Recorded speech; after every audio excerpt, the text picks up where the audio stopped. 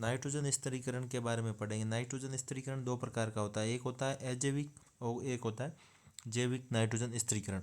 अजैविक में कैसे हो जाएगा, वायुमंडल या बिजली कड़कती है ना आसमान में, उसके द्वारा या उद्योगों के द्वारा ये होता है। दो प्रकार का, अजैविक में वायुमंडल या उद्योग के द्वारा। जैविक नाइट्रोजन स्थिरीकरण ये इंपॉर्टेंट है अपने, तो ये होता है एक तो असहजीवी जीवाणु के द्वारा और एक होता है सहजीवी जीवाणु के द्वारा। तो असहजीवी में कौन कौन से आते हैं, वायवीय जीवाणु। वायवीय जीवाणु का एक एग्जाम्पल ध्यान रखना है, एजोबैक्टर एनसीईआरटी में।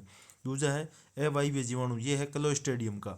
और तीसरा है नीलहरित शैवाल का। इसमें कौन सा ध्यान रखना है, नॉन स्टॉक और एनाबिना। तो असहजीवी होते हैं जो असहजीवी जीवाणु होते हैं जो उसमें वायवीय, अवायवीय और नीलहरित शैवाल, ये हो गया। वायवीय में एजोबैक्टर, अवायवीय में क्लोस्ट्रीडियम और नॉन स्टॉक और एनाबिना आएगा नीलहरित शैवाल में। फिर आता है सहजीवी। सहजीवी क्या, मूल या स्तंभ की गुलिकाओं में या गांठ में होते हैं, मूल या तने की, स्तंभ या तने की।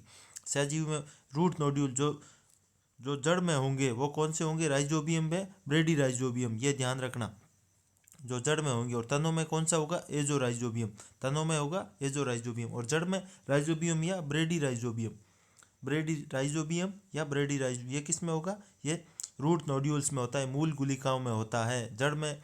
और सहजीवी होता है, क्या ध्यान रखना, जैविक नाइट्रोजन स्थिरीकरण और सहजीवी। देखो जैविक और सहजीवी और जड़ में पूछे तो राइजोबियम या ब्रेडी राइजोबियम, जैविक सहजीवी और स्तंभ का पूछे तो एजो राइजोबियम, ये ध्यान रखना। और असहजीवी में अपने तीन हो जाएंगे, एजोबैक्टर, क्लोस्ट्रीडियम और नॉन स्टॉक, अलग अलग वायवीय, अवायवीय और नीलहरित शैवाल।